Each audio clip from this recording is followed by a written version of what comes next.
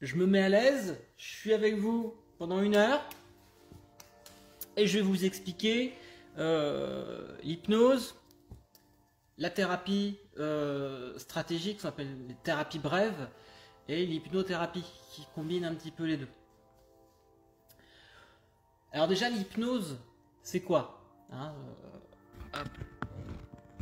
l'hypnose, c'est un état, un ensemble d'états modifiés de conscience. Donc en fait, on a notre état ordinaire, là, avec lequel je vous parle, plus ou moins. On sait que notre cerveau, il a plein de fréquences, plein d'états différents, et qui vont se moduler suivant ce qu'on fait dans la vie de tous les jours. Et les états que nous on utilise, les états modifiés de conscience, ce qu'on va appeler l'hypnose, l'état hypnotique, eh ben nous on va pouvoir le retrouver, je sais pas, en regardant la télé, on voit pas le temps passer, on va pouvoir le retrouver à des moments en voiture, pareil, en voiture, des fois on se dit ah je suis déjà arrivé, donc il y a des espèces de spasmes, un petit peu Laure, tu vois pas de quoi je parle, c'est des espèces de en fait on n'a plus trop la notion du temps, des moments où on n'a plus trop de notion de jugement, de valeur, des choses comme ça, et on pourrait dire ouais mais c'est en fait un état qu'on va retrouver quand je fais de la méditation par exemple, c'est un état qu'on va retrouver quand je fais de la sophro, c'est un état quand je fais de l'art, et oui en effet, sauf que le terme hypnose il va être utilisé à la fois pour l'état et à la fois pour l'ensemble des outils qu'on va utiliser. Donc en effet, c'est de la méditation. L'état de méditation est un état modifié de conscience, mais on va le définir hypnose. L'état modifié de conscience où on fait de l'hypnose. Et puis les sophrologues ont leur jargon aussi, on a tous notre jargon. Donc nous, notre but, c'est d'induire cet état-là.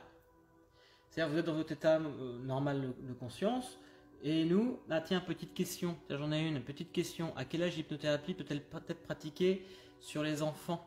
Et le lien avec les neurosciences actuelles. Alors, le lien avec les neurosciences actuelles, c'est que très concrètement, l'hypnose est utilisée et reconnue dans les neurosciences, complètement. D'ailleurs, ils appellent ça souvent un état d'échange neuronal, donc on va y revenir. Et pour les enfants, l'âge minimum pour pratiquer l'hypnose, il faut qu'ils comprennent quand même le langage. On utilise des mots, beaucoup, des idées, et il faut que ce soit quand même... Moi je sais que je fais 6 ans.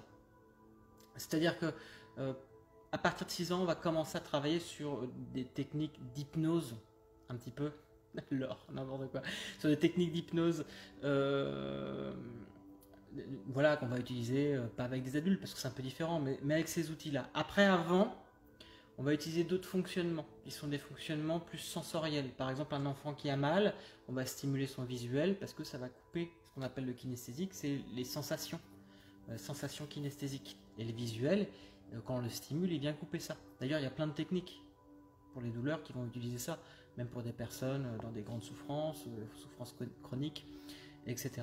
Mais les enfants, en thérapie, moi je les prends à partir de 6 ans. Tous les thérapeutes ne prennent pas les enfants, il faut être à l'aise, c'est un fonctionnement, c'est marrant. on a vu ça hier en formation, comment on travaille sur les enfants. Voilà. Après le lien, l'hypnose et les neurosciences, on sait maintenant qu'un état hypnotique, il va avoir tendance à couper, figer, ralentir nos fonctions corticales.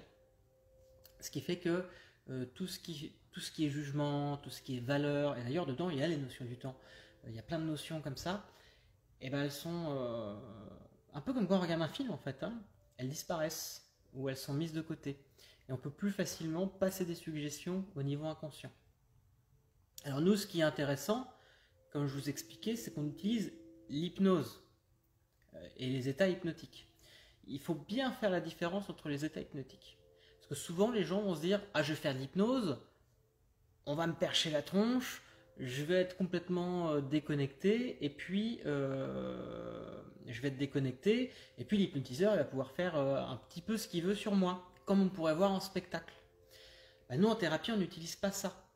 Ça c'est ce qu'on appelle l'état somnambulique. Donc l'état somnambulique, de premier abord, il y a à peu près 10% de la population à la louche, hein. 10% de la population qui vont pouvoir faire ces états-là. C'est pour ça que les hypnotiseurs de spectacle eh bien, ils font des tests, et puis tous ceux qui résistent un tout petit peu, on les met dehors, et puis on va garder. Après, par suggestibilité, etc., par phénomène de synchronicité, eh bien, ça va augmenter ça. Mais et ça, c'est un état somnambulique, c'est-à-dire que la personne est quand même pas mal déconnectée, même si elle a toujours une conscience de ce qui se passe. On ne peut pas forcer quelqu'un à faire quoi que ce soit, même en hypnose, ça c'est un mythe, c'est pas possible, hein, très clairement. Là, on peut forcer les gens de faire quelque chose, c'est par la peur, très clairement, mais sinon, ben, on peut pas. Hein. Donc, mais ben, c'est un état où la personne est désinhibée, et puis un état hallucinatoire, comme un somnambule. Le gars il se réveille, ou la fille elle se réveille, elle a l'impression d'être dans une forêt, alors qu'en fait elle est dans sa chambre. D'ailleurs, le somnambule, même s'il hallucine d'être dans une forêt, il arrive très bien à ouvrir le frigo pour trouver un truc à grignoter. Donc, comme quoi, il y a toujours une réserve derrière. C'est juste un état hallucinatoire, il y a toujours les protections qui sont là, et de ce fait, la personne ne sera pas de mal. Donc ça, c'est les états somnambuliques. Nous, en thérapie, ça ne nous intéresse absolument pas, ça. Nous, en thérapie, on utilise la transe. Alors ce mot, il va faire un petit peu flipper, mais n'empêche que c'est vraiment l'étymologie. Le mot transe, il veut dire entre deux. Il veut dire entre un point A et un point B, une transformation. Vous avez une chenille, elle se transforme pour devenir un papillon.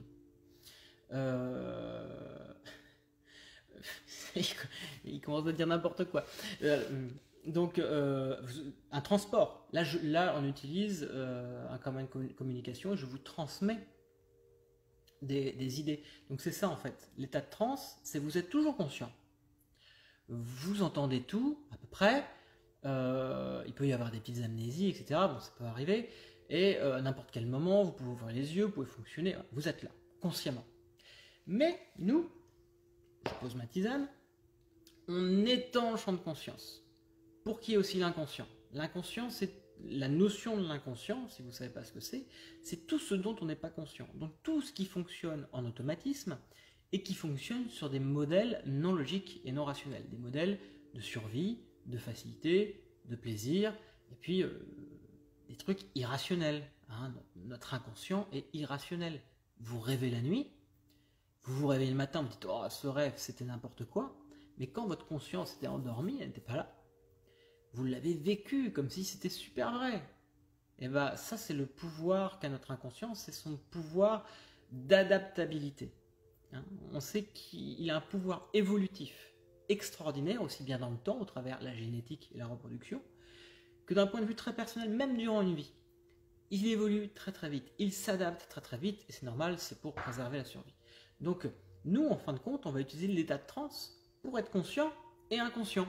Ce qui fait que on va parler à l'esprit conscient, on va dire, bah toi, consciemment, voilà, est-ce que tu es prêt à est-ce que toi, ton objectif, c'est de mettre en place des changements, un tel ou tel dans ta vie? L'inconscient, il ne sait pas. Parce que s'il savait, il aurait aidé. Donc on transmet les idées au niveau inconscient. Et l'inconscient, quand il dit, bon, maintenant, l'inconscient, bah, tu mets en place de nouveaux modèles qui vont permettre une cohésion globale de l'esprit, du corps, du fonctionnement dans la vie de tous les jours, que ce soit facile à mettre en place, efficace et respectueux, hein, de tous ces niveaux de soi-même, et bien là, tout naturellement, l'inconscient, très souvent, est d'accord, à moins qu'il y ait une intention positive derrière, qui mette en place une problématique, parce que l'avantage inconscient, qu'on ne connaît pas, hein, on appelle l'avantage secondaire d'un symptôme, et ben est plus puissant que le bien-être de notre vie très rationnelle. Et, voilà. Et donc le but de l'hypnose, c'est pour ça qu'en neuro, ils utilisent souvent ce terme-là, pour répondre à la question, le lien avec les neurosciences actuelles, c'est qu'ils appellent ça une zone d'échange neuronal. Et en fait, c'est vraiment ce qui se passe. C'est-à-dire qu'il y a une espèce de prédisposition à la communication entre sa conscience, parce que les pensées ralentissent, on devient plus précis, et tous les modes de pensée, si là ça c'est nul, ça c'est pourri, je serais pas capable, et ceci, cela, ça se court-circuite, ça disparaît. Voilà, exactement, ça fait comme ça avec les yeux, tout le temps. Et au niveau inconscient, bah, ça communique aussi. Ce qui fait que des fois, la personne va avoir des problématiques juste parce qu'elle est dans le déni de ses ressentis. Donc le corps lui dit hey, ça va pas, il y a un truc qui va pas, vas-y, envoie dedans, parce qu'on n'est pas dans notre voie. Et c'est en train de tout exploser dans notre vie. Et puis nous, on fait non, je contrôle, je gère, et puis il faut que je le fasse, puisqu'on m'a demandé de le faire. On m'a demandé, je sais pas, je me suis mis une pression, la société me l'a demandé, ou peu importe. On m'a demandé de faire ça. Donc non, il faut que je le fasse. Puis ben, l'inconscient, vu qu'il n'est pas écouté, il augmente les symptômes. C'est non, tu restes là, tu y vas pas, tu restes là. Et il va augmenter, augmenter, augmenter, augmenter parce qu'il n'est pas écouté. C'est un petit peu comme... j'ai une grosse bête là, dans la maison. C'est un petit peu comme une douleur. Vous avez une rage de dents. Ah putain, j'ai une rage de dents, ça fait mal. Oh bah, je vais attendre de voir si ça passe, et puis je vais appeler le dentiste. Bah, vous êtes sûr que si vous faites ça, la rage de dents, elle va avoir tendance à augmenter. Par contre, si vous faites, ok, j'ai une rage de dents, c'est que j'ai un soin à poser. Par exemple, en auto-hypnose, vous feriez, voilà, je me mets en auto-hypnose, puis j'ai mon inconscient, ok, merci pour la douleur, c'est que j'ai un truc à soigner, bah, tu peux virer la douleur, j'ai entendu, j'appelle le dentiste pour prendre un rendez-vous le plus vite possible. Bien sûr, derrière vous le faites, et la douleur a fait, voilà. C'est arrivé à tout le monde d'être malade comme un chien, de voir le médecin, et puis putain, ça va mieux. Le médecin, si vous seriez venu il y a 10 minutes, j'étais en train de mourir, vous m'auriez vu il y a une demi-heure, j'étais en train de mourir. Et là c'est une grosse bête en fait, ça, je sais pas ce que c'est. Désolé, j'ai une grosse bête dans la maison qui vole. Et voilà, donc le but de l'hypnose, c'est que ça communique. Et tout ce qu'on n'a pas fait pendant des années, ne pas s'écouter, mais s'écouter littéralement, hein, c'est pas juste hey, salut mon Pierrot. C'est pas juste oh, je vais m'écouter, je me fais plaisir. Non, c'est vraiment s'écouter, écouter son corps, même dans la douleur, même dans la tristesse, même dans le deuil, même dans la joie, etc. Ça permet de regarder ça en face, dire bon, tu veux me dire quoi là? Où tu veux m'emmener? Par exemple, la colère. Les gens qui ont de la colère, je sais, je suis comme tout le monde, des fois j'ai de la colère. Salut mon Pierrot, j'espère que tu vas bien. Le but de la colère, si on prend cette émotion, qui est une des émotions principales, c'est pas la plus puissante, mais quand même, et ben son but c'est d'avoir la paix. À chaque fois que vous vous foutez en boule, c'est quand vous êtes pépère et puis qu'on vient vous casser les pieds, pour rester poli. Et là, oh, c'est bon, laisse-moi tranquille, ou un truc, vous êtes tranquille en voiture, en plus là il y a de la peur mélangée, donc il y a quelqu'un qui fait n'importe quoi, vous gueulez un coup, c'est bon. Voilà. Et bien là, il faut l'exprimer cette colère à ce moment-là. Sauf qu'il faut se souvenir toujours que derrière, votre but c'est d'avoir la paix. Si vous dites non, c'est bon, c'est pas grave, il vient de passer, il vient de me faire peur, il a failli m'entrer dedans, et puis il vient de me faire une queue de poisson, mais tout va bien, je suis au-dessus de ça, là, vous faites du déni de colère. Donc la colère, elle fait quoi? Attends, tu m'as pas écouté là? Ah bah tu vas voir, prochain coup, tu vas m'écouter, ou alors je vais même pas digérer l'événement. Et je vais pas l'avoir exprimé, et puis je vais l'avoir traîné, les émotions, tout ce qui est pas exprimé est imprimé. Hein. Et je vais le traîner ça pendant des semaines, la gueule du mec qui me fait peur en voiture, ou qui me coupe la route, ou etc. Quand on écoute son émotion, on se dit, ok, j'ai sursauté, bah, c'est normal, la peur qui est reliée à la survie, l'émotion la plus puissante.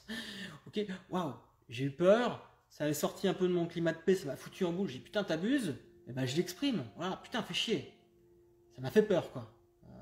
Puis c'est un outil, donc c'est dangereux.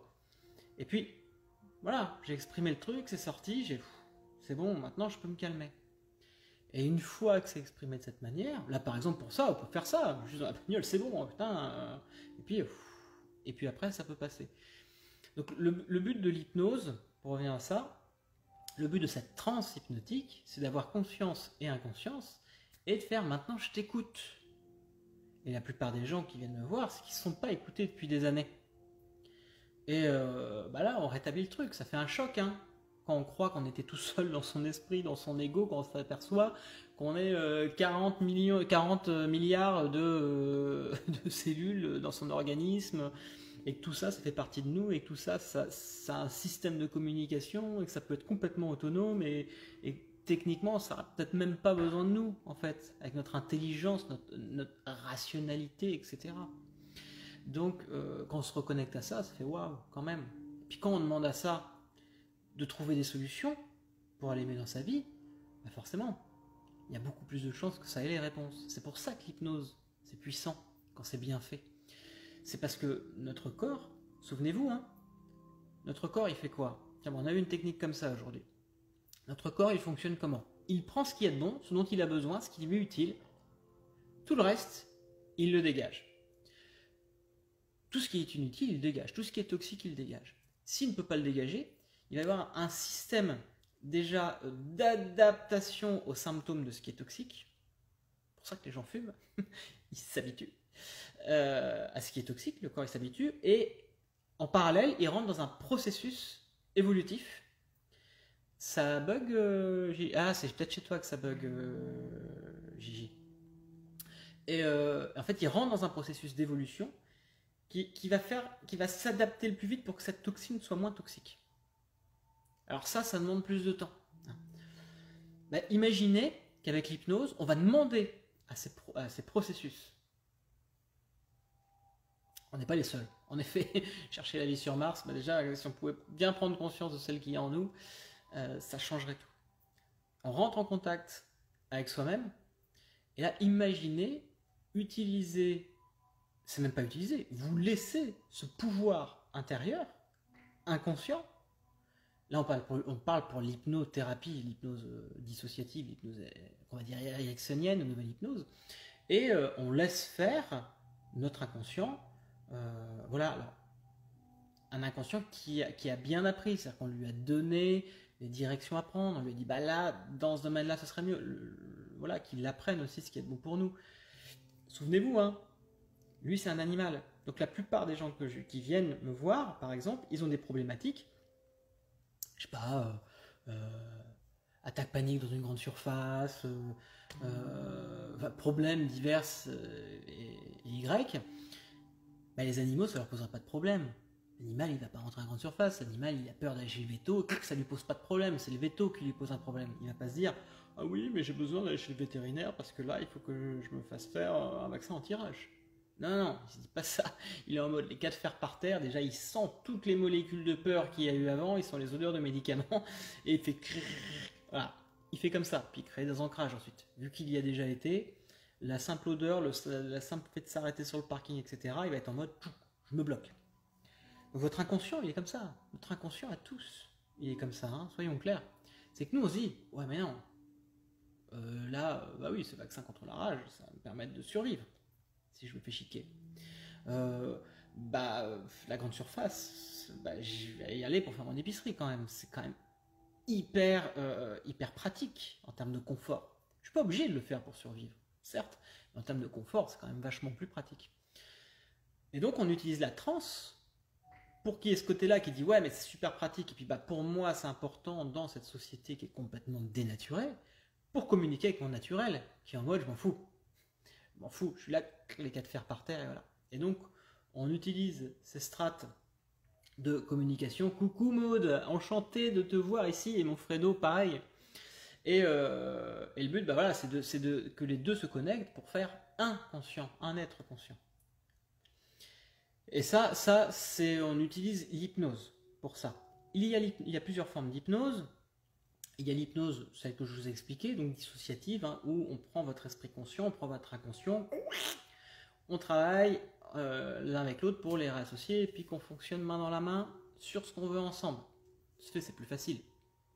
Vu que la partie de moi qui gère ça, une partie de moi qui gère l'addiction, par exemple, fume des clopes, j'arrive pas à m'en sortir consciemment, je vais voir mon inconscient qui sait pas que je suis en train de claquer à cause de la clope, et puis je vais lui dire, écoute, regarde tout ce qui se passe avec la cigarette, toutes les études, tous les machins, tout ce qu'on sait maintenant, qu'on savait pas, hein, qui est encore bien vu il y a des dizaines d'années, mais que maintenant on sait, et là l'inconscient fait, oh là là, j'arrête, parce que le système de survie est prioritaire, à moins qu'il y ait autre chose, il peut y avoir d'autres choses derrière, des trucs plus bizarres, mais quasiment tout le temps, 80% des cas, ça arrête facilement. Après, il y a d'autres personnes, il y a d'autres choses bizarres, ancrées, parce qu'il n'y a pas de côté rationnel. Oui, n'hésitez pas à poser vos questions, parce que quand JC est parti, il est parti. Oh là là, t'es pas gentil avec moi, mais c'est vrai. Donc là, c'est pour revenir sur l'hypnose. Alors, l'hypnose dissociative, il y a l'hypnose associative, on va dire en conscience. Là, en fait, on s'aperçoit que nos champs de conscience, on peut les avoir en ralentissant, en diminuant. Hein, si on fait un électroencéphalogramme, on peut descendre, mais on peut aussi accélérer. Et les champs d'hyperconscience, ils vont avoir tendance à accélérer. Donc là, on associe la personne à ce qu'elle est. On augmente son champ de conscience. Je ne peux pas vous expliquer comment on fait comme ça. Voilà. C'est une autre stratégie de travail parce qu'il n'y a plus de dissociation. On n'en plus à l'inconscient, etc. Et le but, bah, c'est d'avoir accès à un champ de conscience suffisant pour pouvoir commencer à travailler avec tout le modèle informationnel de nous, de nous-mêmes. C'est encore différent, ça, il faudra encore, ceux que ça intéresse, il y a des super ouvrages type Hypnose humaniste de Lockhart qui sont splendides là-dessus et qui, au final, vient un petit peu combler les latences, les carences, les théories du conscient à inconscient. Parce que les trucs, on se dit, par exemple, quand je dors. Et des fois, ça m'arrive de rêver et d'avoir conscience que je rêve, voire même d'influer sur mon rêve. Et ça, techniquement, c'est pas possible. Mon esprit conscient, il n'est pas là. Comment je peux influer sur mon rêve? Voilà, il y a des espèces de mystères comme ça, il y en a qui appellent ça l'observateur caché. Nous, on pourrait appeler ça une espèce d'hyper-conscience de soi-même. Hein, j'ai pas mal vécu ça pour avoir des fois pioncé dans des lieux un peu limites, un peu craignos. D'ailleurs, où il y a, avec mon ami Vincent qui est là si présent, et ben, la nuit, on a l'impression de pas dormir et pourtant on sait qu'on dort. C'est comme si on est toujours là un petit peu. On veille, un truc qui surveille, voilà, on appelle ça l'observateur caché. Donc ensuite, ça c'est pour l'hypnose. La stratégie thérapeutique qu'on utilise, on utilise une stratégie orientée solution. Donc celui qui pense qu'il va aller voir un hypnotiseur, à moins certaines formes d'hypnose régressive, machin, tout ça, bref, nous les stratégies efficaces, c'est stratégie orientée solution. C'est-à-dire que la personne elle vient, elle a un problème. Son problème, elle connaît bien. Et ça encore, c'est une notion de neurosciences, pour revenir à la question précédente. On sait maintenant, on prend quelqu'un, si mon problème c'est mes lunettes, et c'est marrant, bref, si mon problème c'est mes lunettes, et que c'est un problème parce que ceci, parce que cela, parce qu'elles sont noires, parce qu'elles sont mal adaptées à ma vue, parce que voilà, puis ça me saoule les lunettes, etc., bah, tout le temps où j'en parle, c'est l'inverse du lâcher prise. Et on sait que pour aller mieux, il faut lâcher prise sur son problème. Si ces lunettes-là c'est un problème, qu'est-ce que je vais générer comme solution pour trouver quelque chose de confortable pour ma vue? Et donc là, je rentre une autre, et oui Vincent, je rentre dans une autre stratégie, en fait, mais même, je commence à fabriquer quelque chose. C'est-à-dire que même si j'ai pas les solutions, comment j'aimerais, ça va me prendre la tête, je vais vouloir savoir. C'est ce qu'on dit, la fonction qui crée l'organe. C'est parce que je sais pas faire quelque chose, que je demande à le faire, que mon corps, il apprend à le fabriquer. C'est valable pour le sport, on fait tout ça quand on va faire du sport. Améliorer son cardio, c'est-à-dire sa tonicité cardiaque, et puis sa force. J'aimerais bien te voir, s'il te plaît. Bah, bien sûr, Aldo, tu peux me voir. Comment ça, tu peux pas me voir? C'est bizarre, ça. Et donc, notre stratégie est orientée solution. Alors, Kevin, donc celle qui a le sommeil lourd, est-ce que c'est l'observateur caché endormi? Non, c'est juste que... Ou est-ce plus gênant? J'affiche la suite que voilà. Non, si on a un sommeil lourd, c'est qu'on est en sécurité. L'inconscient, il entend tout. Hein. Durant le sommeil, mettons quelqu'un qui dort 8 heures, on sait que son cerveau dort réellement qu'une heure et demie. Avec tes lunettes. Ouais. Non, tu peux pas. Ah, tu veux voir avec les lunettes? D'accord. Ok. Bon. Voilà. Super à l'aise. Donc voilà, la stratégie nous est orientée solution parce que en fait on met en place une gymnastique et souvent la personne elle arrive, elle dit oui, alors je lui demande qu'est-ce que vous voulez et elle sait pas. Donc elle dit je veux pas être comme ça. Tu veux pas être comme ça. Donc je veux pas mes lunettes. Je veux pas mes lunettes. Voilà. Alors surtout si je vous demande de pas penser à mes lunettes, bah, vous allez y penser. Donc j'ai dit non. Non, là vous me dites ce que vous voulez pas. Donc on recadre et en fait on s'aperçoit que c'est un schéma cognitif qui fait que ça bloque et on le remodélise. Ça demande un peu plus de temps. Il y a des choses qui vont très vite en hypnothérapie, il y a des choses qui demandent plus de temps. Et donc quand on lit cette thérapie stratégique, où on a vraiment ce qu'on veut, on sait où on va, et ça peut demander du temps, et qu'on utilise l'hypnose pour y arriver, et bien là ça commence à être, au niveau des effets, très bourrin. C'est très très très très très puissant. Et après on va utiliser des formes d'hypnose différentes suivant ce qu'on veut. Voilà. Mais souvent les gens qui disent « Oh, hypnose, je vais rechercher dans le passé des trucs, machin, pour bidouiller », c'est une espèce d'amalgame qui a été faite avec la psychanalyse. Où bah, la psychanalyse, c'est de l'analyse, donc le but c'est de chercher des mémoires, et puis c'est chercher de savoir le pourquoi du comment. Et nous en hypnothérapie, on fait pas ça, parce qu'on part du principe que l'inconscient, il est irrationnel. Donc si je commence à vouloir chercher des trucs rationnels sur un modèle qui ne l'est pas, je ne parle pas la même langue. C'est comme si je commence à parler des couleurs à une abeille. Bah, elle voit pas les mêmes couleurs que moi, l'abeille. Donc voilà, ou que je parle de couleurs à un daltonien. Je dis, ah, t'as vu le rouge? Bah, comment te dire, je comprends pas le rouge, en fait. Je sais pas ce que c'est. Bah, là, c'est pareil. Donc, nous, ça nous aide absolument pas. En plus, c'est l'inverse du lâcher prise, encore une fois. Donc, à part retravailler sur un souvenir traumatique, mais là, c'est différent. On a une base, on sait que depuis ce jour-là, ça chie. Et c'est un petit peu les trucs qu'on fait même en dernier recours. Bah, là, on transforme le souvenir, tout simplement. Et puis voilà. Donc voilà un petit peu pour l'hypnose et la thérapie, ce qu'on appelle l'hypnothérapie, utiliser les états modifiés de conscience, non pas les abeilles, il y a un truc avec les abeilles aujourd'hui, si. Et la stratégie orientée solution, ce qu'on va appeler les thérapies brèves, parce que souvent ça avance vite quand on y arrive. Donc maintenant, voilà, je viens de parler pendant 30 minutes, comme tu disais Kevin, il faut que je m'arrête au bout d'un moment. Est-ce que vous avez des questions par rapport à l'hypnose? L'hypnose, l'hypnothérapie. Pourtant, Freud faisait de l'hypnose. Ah oui, et Freud a fait de l'hypnose jusqu'à la fin de sa vie.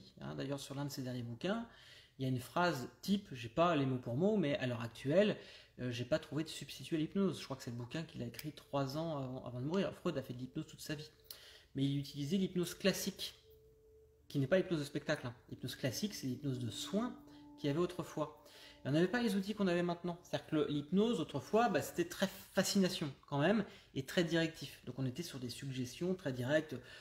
Et souvent, l'hypnotiseur est en mode, je veux que tu ailles mieux, ou à partir de maintenant, ça c'est fini, ou ceci, ou cela, ou cela.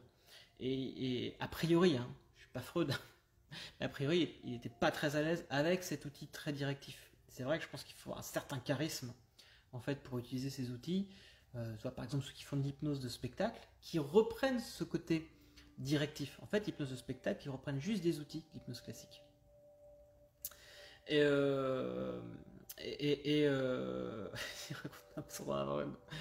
Pourquoi certaines personnes sont pas assis? Et donc, juste pour finir pour Freud, oui, Freud a fait de l'hypnose toute sa vie. Et d'ailleurs, Freud l'a bien dit, la psychanalyse n'est pas une thérapie. Donc, il a écrit noir sur blanc, je ne sais plus dans quel bouquin c'est. Voilà, et lui a utilisé l'hypnose. Il était l'élève d'Hippolyte Bernheim, qui était un grand hypnotiseur de l'école de Nancy, et puis il a été plusieurs fois aussi voir Charcot à la Salpêtrière de Paris. Mais oui, Freud a fait de l'hypnose toute sa vie. Et jusque tout le temps qu'il a fait de la thérapie, il n'a pas trouvé de substitut, il écrit lui-même, à l'hypnose en termes thérapeutiques. Ensuite, pourquoi certaines personnes ne sont pas réceptives? Alors ça, c'est une idée fausse. Elle vient justement déjà de l'hypnose classique, donc cette ancienne hypnose, nos aïeux, qui est grâce à eux, c'est grâce à eux que l'hypnose a évolué, donc je ne remets pas du tout en question cette hypnose-là. Et on parle de personnes non réceptives sur... on parle de réceptivité sur cette hypnose-là classique, où c'est très directif. L'hypnose de spectacle, en l'occurrence. Parce qu'il y a 10% de la population, à peu près, qui vont pouvoir faire des états somnambuliques. Et tous les autres, ils se font pas chier avec. C'est la facilité, c'est du show. Ils vont pas passer, nous, il faut qu'on fasse 100%. Donc ils vont pas passer 1 heure en spectacle avec chaque personne pour les mettre en état d'hypnose. Ils savent qu'ils ont 10%, ils ont leur test, ils font leur test, machin, et puis après, par effet de suggestibilité, ce pourcentage, il augmente. Parce que les personnes, elles voient ça, elles sont fascinées, et puis on sait qu'il y a un effet hystérique qui se met en place, et qui va augmenter ça. Mais tout le monde est réceptif à l'hypnose, bien sûr. Tout le monde ne va pas faire des états somnambuliques, ça c'est clair. Mais les états de transe, tout le monde en fait. C'est un état naturel. On en fait. Donc tout le monde en fait. Après, voilà, il y a des personnes qui vont demander plus d'expérimentation donc voilà, on va faire plus de séances. Mais c'est un passage, c'est des portes qu'on ouvre. Donc suffit, si le thérapeute il est bien il est bien à l'aise, il est bien formé, il est bien c'est toujours la même histoire. Il suffit que le thérapeute il sait il comprend ce qu'il fait, il y connaît les chemins. Voilà, les personnes qui viennent en formation ici, qui me voient, je me mets en difficulté, je fais venir des gens de l'extérieur, je me mets en difficulté devant eux pour qu'ils voient comment on gère une résistance, qui n'en est pas une, c'est juste un fonctionnement de la personne. C'est voilà, la personne ne prend pas la suggestion comme ça, on va trouver d'autres outils, et puis au bout d'un moment ça va passer, puisque c'est naturel. Et puis, encore une fois, si la personne ne veut pas, on va pas la forcer, on n'est pas là pour ça. Si elle consciemment dit non, je veux pas que tu m'hypnotises, bah si elle veut, voilà. Si je veux, tout le monde est capable d'apprendre à nager, mais si personne n'est là, non, je veux pas apprendre à nager, je veux pas l'aider à apprendre à nager, absolument pas. Mais tout le monde est réceptif, à des degrés différents, et cette réceptivité, plus on en fait, plus elle grandit, parce que c'est comme une bande passante en fait. Plus ça va, plus je suis à l'aise et plus je peux aller loin. Vincent, l'hypnose peut faire ressurgir le passé occulté complètement. Il peut y avoir des espèces de, quand on travaille sur un sujet, des espèces de bulles comme ça. Moi, j'ai déjà travaillé avec des autorités compétentes parce que j'avais un gars qui est retrouvé dans un fossé. Il est resté 3 jours dans un fossé. 3 jours. Il ne sait pas ce qui s'est passé, donc il a fait 3 jours, plus de 3 jours d'amnésie. Il s'est réveillé dans un fossé, presque mort. Et voilà, aucun souvenir. Donc là, on a fait plusieurs séances, parce que là, on rouvre les mémoires. Donc là, on travaille vraiment sur la mémoire. Travail hyper passionnant, hyper intéressant, avec des suggestions post-hypnotiques, des petits exercices qu'il a à faire lui aussi, pour réouvrir ces portes. Et au bout d'un moment, voilà, on a retrouvé, on a remis les images, on a remis les têtes, on a remis les... Et puis faire gaffe de ne pas induire de faux souvenirs, parce que ça arrive aussi. Mais oui, complètement, on peut retrouver le passé occulté. Hypnose, 2 points, c'est une question. Alors, une langue vivante pour communiquer avec son inconscient? Oui. Alors, c'est pas l'hypnose en lui-même qui permet de communiquer avec son inconscient. C'est-à-dire que l'hypnose, ça va être les états hypnotiques. Hein. Il va y avoir c'est plein d'états fluctuants, hein, une séance d'hypnose, on est tout le temps comme ça. Et il y a des moments où il y a de bons endroits, c'est pour ça qu'il faut bien connaître la transe, il faut bien être à l'aise avec, quand on fait de l'hypnothérapie, pour cibler. Ah tiens, on est à peu près à ce niveau-là dans la transe, donc là je sais que si je vais cibler certaines choses, l'inconscient va plus prendre. Mais après, il y a tout un modèle de communication. Je vous en ai fait un exemple il y a quelques instants. Si je vous demande de ne pas penser à mes lunettes, parce que tout le monde veut que je mette mes lunettes, mais pensez pas à ce que je mets mes lunettes. Et bien vous allez y penser. Parce que la négation est un processus cortical. C'est-à-dire que toute la compréhension du monde se fait avant mettre les lunettes et ne pas, ça vient après. Donc il y a plein de modèles. Que dans l'instant présent, parce que l'inconscient, c'est un animal qui vit dans l'instant présent, etc., etc. Donc ouais, c'est complètement un modèle de communication. Laure, gérer une résistance au même seul qui ne veut plus revenir. Oui, Laure. Alors, Laure Cotillon, vous voyez son nom. Hein, on a un sujet qui, quand elle rentre en état d'hypnose, elle est très spectaculaire déjà, parce qu'elle fait peur. Donc les gens, ils ont peur de bosser avec presque. J'adore. Et en fait, elle aime bien cet état-là, donc elle ne veut pas revenir. C'est vrai que ça a un côté un peu flippant quand la personne ne veut pas revenir. Mais gérer les résistances ou même, si tu ne veux pas revenir, tu ne reviens pas alors. Mais tu sais que c'est mieux pour toi quand c'est pour bosser sur la formation. Fanny. Alors, l'hypnose fonctionne-t-elle auprès de personnes déficientes de déficience intellectuelle? Techniquement, oui et non, en fait, ça va dépendre de la déficience. En tout cas, nous, on sait que en cabinet, on ne travaille pas avec tous les cas diagnostiqués pathologiques. Schizophrénie, psychopathie, voilà. Donc les gros trucs lourds, on ne touche pas. Milton Erickson, il fonctionnait qu'avec des qualités. Il était en institut spécialisé, donc voilà, lui, il était dans la psychiatrie. Donc, mais nous, on ne touche pas à ça. Hein, c'est des états dissociatifs. Eux c'est pareil, on dit des troubles dissociatifs. Donc on ne va pas dissocier quelqu'un de déjà dissocié. C'est accentuer sa pathologie. Donc on ne fait pas ça. On laisse ça, on laisse ça à l'institut de les gérer. On évite, très clairement. Ouais, Fanny. Elisa. Est-ce qu'avec l'hypnose, on peut gérer son hypersensibilité et ses émotions? Complètement. Et tu as utilisé le bon mot. Gérer. C'est-à-dire que tu ne maîtrises pas une émotion. Tu ne contrôles pas une émotion. Tu apprends à la gérer. La gérer, c'est quoi? C'est, tu l'écoutes. Ah, qu'est-ce que tu as à me dire? Mais pour ça, il faut la connaître. Il faut apprendre les émotions. Je pourrais faire, si ça vous intéresse, un de ces quatre, une petite conférence juste sur les émotions. C'est génial. Quand tu comprends les émotions, tu t'aperçois qu'elles ce sont des alliés. Et donc l'hypersensibilité, c'est quelqu'un qui bloque, qui réfrène ses émotions. Presque qui a peur de ses émotions. Et donc qui fait du déni. Comme j'expliquais tout à l'heure, à partir du moment où tu fais du déni d'émotions, les émotions vont augmenter.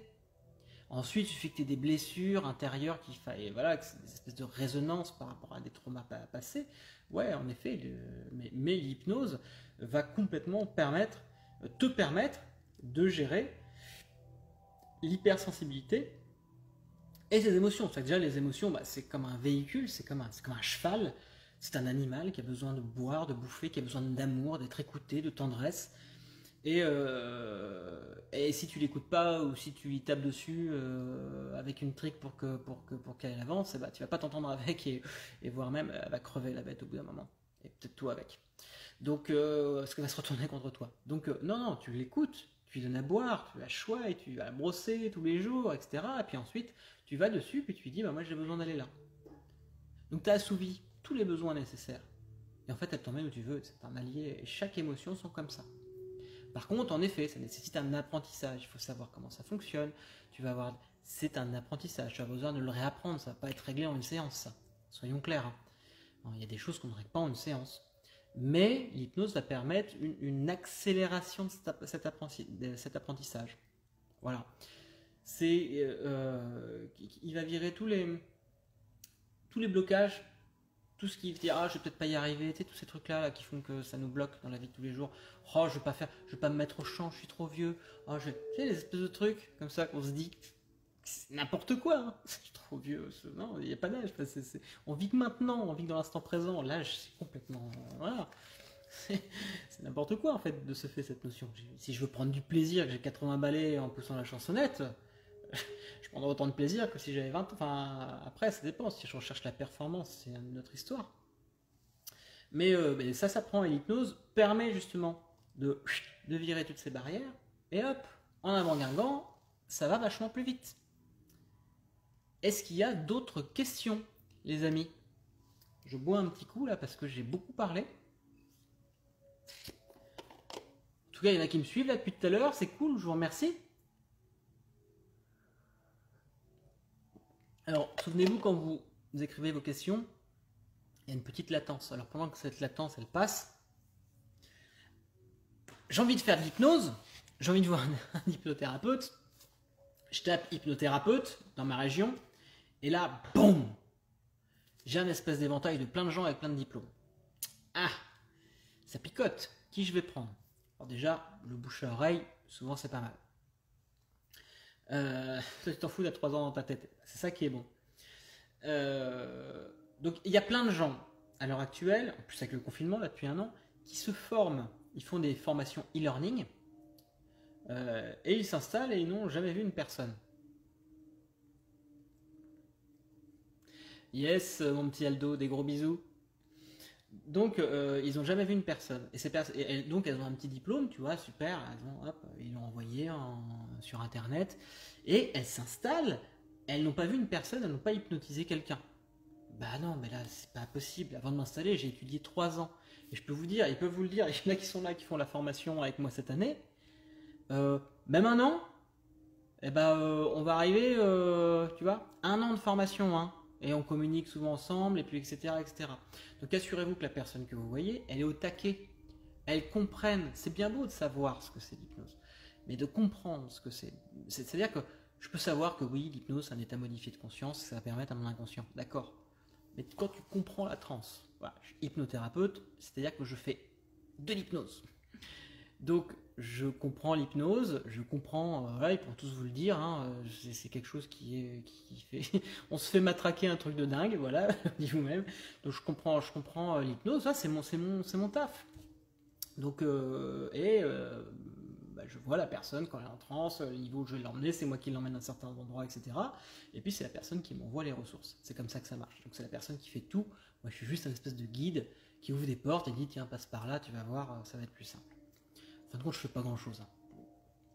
C'est épuisant, pas plus que ça. C'est en train de me casser du sucre sur le dos là. On est matraqué quelque chose de dingue. Ouais, Fanny, l'année prochaine, toi. Hein, ouais, c'est bien ça. Donc tout ça pour revenir à quoi?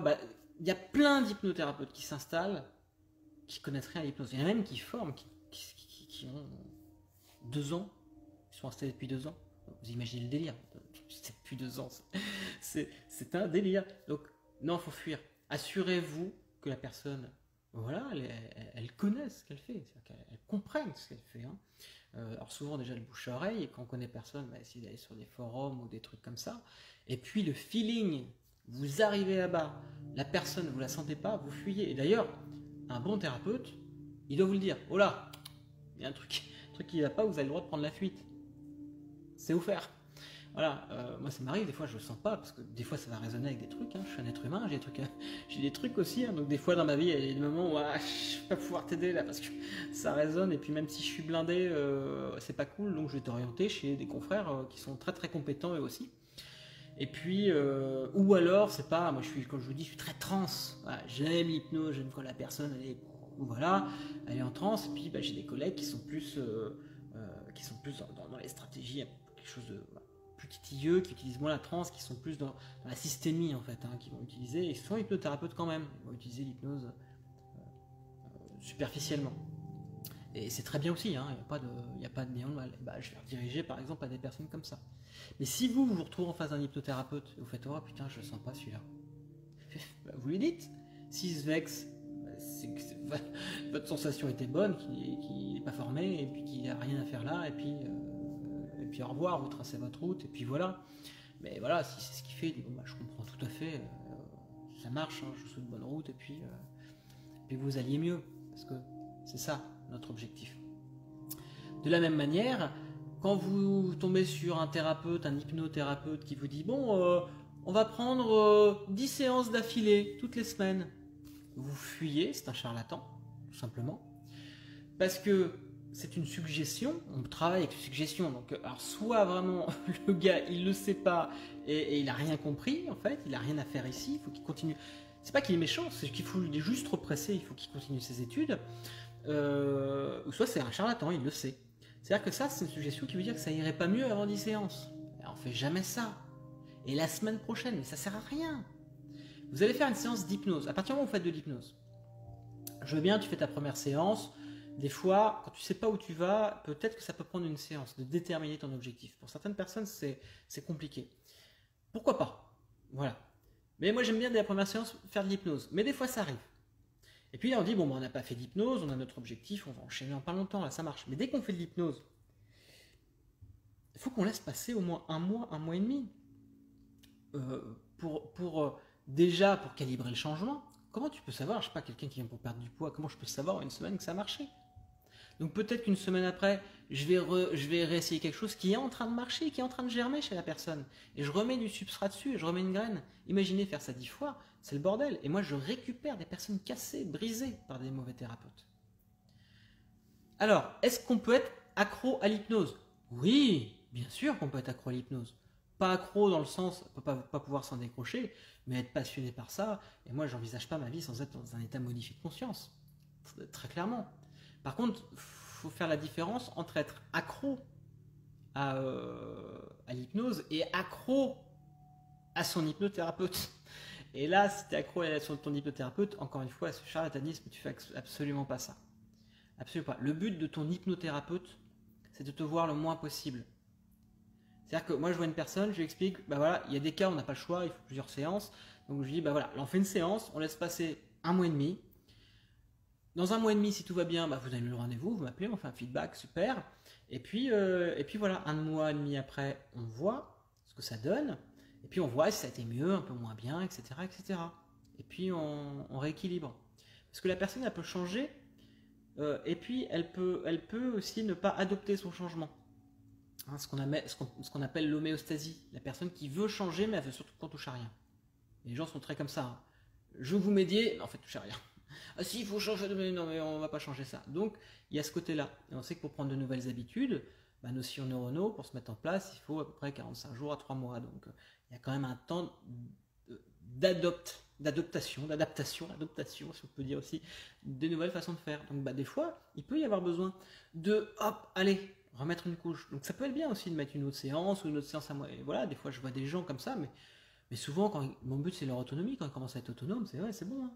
On laisse passer, hein. Voire même, vous me rappelez si vous avez besoin, et puis au revoir. Mon Pierrot, est-ce que l'hypnose peut soigner nos préjugés sur... Est-ce que l'hypnose peut soigner nos préjugés sur l'hypnose? L'expérience le pourrait, en effet. Mais encore une fois, tu n'étais pas là au début. L'hypnose que nous on pratique en consultation, C'est pas l'hypnose que tu vois en spectacle. En spectacle, c'est les états somnambuliques, donc un fragment de la population qui peut le faire. Et ces états-là, c'est des états hallucinatoires. Alors la personne, hein, elle dort pas, elle peut revenir quand elle veut, etc. C'est-à-dire que ces systèmes de protection sont toujours là. Mais elle hallucine. Voilà, c'est comme un somnambule. Nous, on utilise la transe. C'est-à-dire que la personne est là, et son inconscient est là. Et les deux communiquent. Ça fait que tu es là, tu peux ouvrir les yeux. Et par contre, qu'un hypnotiseur te force à faire quoi que ce soit, ça n'existe pas. Soyons clairs. Ça n'existe pas. Soit une partie de toi, voilà, somnambulique, qui accepte. D'ailleurs, tu les vois en spectacle, hein, des fois, qui décrochent. C'est qu'il y a une suggestion qui ne leur ont pas plu. Donc ils décrochent complètement ou ils reviennent. Ils disent non, non, non, non. J'ai vu des spectacles comme ça, la personne fait oh non, non. Puis repart s'asseoir. Donc tu peux pas forcer quelqu'un à faire ce soir. Donc ça, en effet, c'est des préjugés que tu peux complètement virer. Après, le meilleur moyen de l'hypnose, hein, c'est après les états modifiés de conscience. Tu connais, tu fais de la musique, hein, on fait de la musique ensemble, les états de transe, on connaît tous les deux. Et c'est ça dont on parle. Hein. C'est de la transe, sauf que là, dans la musique, tu te sens vachement bien. C'est un état de transe. Et ben nous, on va l'utiliser pour mettre en place des suggestions pour aider une personne. Mon Fredo, l'hypnose peut-elle gérer la souffrance psychologique telle qu'une personne voilà, il connaît sa fin de vie. Oui, complètement. Elle peut aider. Après, il faut être blindé. Hein. Ouais. Faut être blindé parce que la fin de vie, faut être à l'aise avec ça. Hein. J'ai déjà accompagné des personnes en fin de vie. En plus, j'avais 30 balais, donc c'était toi. Un jeune qui avait mon âge, en train de claquer d'un cancer, qui a des photos sur son mur, l'âge de mon gamin, là, de Noé. Hein, donc il avait le même âge à l'époque. Donc là, faut être un petit peu blindé. Et puis en plus, que tu sais que tu te fais juste pour la souffrance parce qu'il va claquer peu de jours après. Donc, mais n'empêche que ça l'a aidé. Voilà, ça l'a aidé hein, complètement. Ouais. Elodie,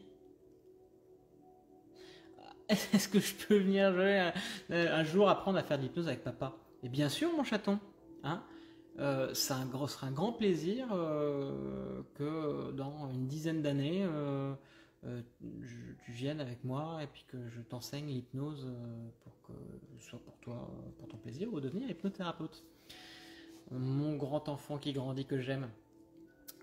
Donc voilà, et puis après je pourrais t'apprendre des petits trucs aussi quand tu seras un tout petit peu plus grand là, encore 2-3 ans, et t'apprendre des petits trucs d'hypnose. On va pouvoir bien commencer.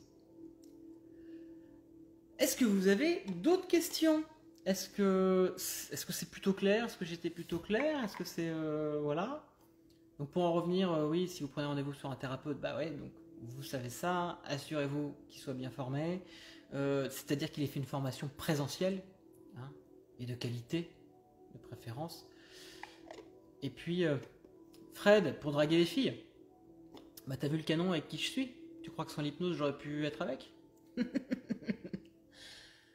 J'ai envie de dire oui, en fait, si ton but c'est de draguer les filles, alors fais pas une formation d'hypnothérapie pour ça, hein. Ça sert à rien, mais d'apprendre des outils de séduction complètement. Ça peut aider en tout cas à apprendre des outils de séduction plus facilement et puis à péter certaines croyances. C'est de la tisane à la violette, ma tata Gigi. Non, c'est de l'ortie. J'ai vu ça tout à l'heure en allant nourrir mes animaux. J'ai vu les jeunes pousses d'ortie, trop belles, qui sentent trop bon. Donc une petite infus à l'ortie, là, la première de l'année, c'est un régal, c'est un délice. C'est odeur de printemps, j'adore. Avez-vous d'autres questions? Allez, on a encore 10 petites minutes. Si je fais un petit résumé pendant que les questions arrivent, l'hypnose. Gilles Dabert, c'est que tu connais pas, Gigi, tu connais pas. Je te ferai goûter. C'est que l'hypnose, c'est... ouais, cool, super mon Pierrot. L'hypnose, c'est un état modifié de conscience. On le vit chaque jour, donc ça c'est le truc simplifié. C'est un état qu'on va retrouver, par exemple, avec Pierre Landel, là, qui est un très bon ami, un frère de percussion, un pirate, avec qui j'adore faire de la musique. Voilà, c'est un frère de musique. Presque une âme sœur de musique d'ailleurs, parce que ça fait tellement longtemps. Et voilà, les trans, on en fait plein ensemble. Donc ces états-là, on pourrait les utiliser, hein, vous savez, les trans chamaniques, les trucs comme ça. Ils utilisent les tambours, ils peuvent utiliser des produits. Prenez des produits, des drogues, ça vous met dans des états modifiés de conscience. Et nous, on utilise des outils, et c'est l'utilisation de ces outils dans cet état-là qu'on appelle l'hypnose. Donc l'hypnose, c'est à la fois l'état, c'est à la fois l'outil. Mais si on faisait de la méditation, L'état méditatif, ce serait notre état modifié de conscience, et la méditation, c'est voilà, c'est l'outil qu'on utilise. C'est juste ce qui va définir, c'est juste l'intention, les outils qu'on va utiliser dedans. Dans cet état-là, donc, on n'utilise pas les états somnambuliques qui sont trop profonds, qui ne sont pas propices au changement, et les suggestions tiennent peu au long terme. Elles tiennent des fois, en matraquant beaucoup, mais il faut répéter souvent de ce fait. Et on utilise la transe, ce qui permet une communication, ce qui permet d'équilibrer la personne, de se recentrer vraiment, mais littéralement, c'est pas juste me recentrer comme ça, c'est littéralement, consciemment et inconsciemment. Je suis pas en train de fuir là dans un état modifié de conscience. Là, moi, très longtemps, avant vraiment que je travaille sur l'hypnose avec moi, je le fuyais, au travers de la musique d'ailleurs. Hein. Je fuyais un mal-être, c'est quand je faisais de la musique, putain, je me sentais bien, et puis j'ai arrêté, bah, le mal-être il revenait. Donc j'ai développé une addiction à la percussion, ce qui fait que je bourrinais, je bossais la percu parce que j'allais bien quand je faisais ça. Et puis bah, l'hypnose m'a permis de dire bah, quand je vais bien, voilà, j'ai réglé des choses, et puis grâce à cette communication entre mon conscient et mon inconscient. Donc on utilise l'hypnose pour ça, c'est beaucoup plus facile, c'est beaucoup plus efficace. Et puis quand nos ressources à l'intérieur s'activent, la magie opère, vraiment. Vraiment, quand on utilise l'hypnothérapie, la magie opère. C'est un truc assez... Après, le changement peut être incroyable. Hein. C'est-à-dire qu'on est capable de faire tellement de choses qu'on n'est pas conscience, qu'on n'a pas conscience de ça. C'est-à-dire que notre imaginaire est limité par rapport à ça. C'est curieux, comme s'il fallait le découvrir. Et comme je disais d'ailleurs tout à l'heure, si on découvre quelque chose, ça veut bien dire que c'était déjà dedans, c'était juste à couvert. Donc on redécouvre un truc, on se dit « Ah ouais, putain, mais ça c'est moi !» Mais bien sûr, espèce de révélation.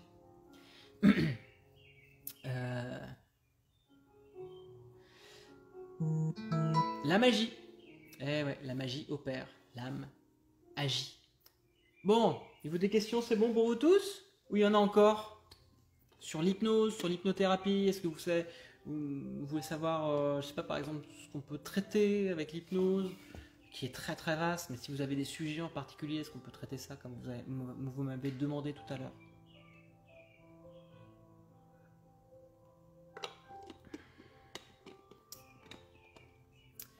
Je t'en prie, Steph, c'est un grand plaisir. Oui, Steph, tu m'as envoyé un message, hein, je t'ai répondu.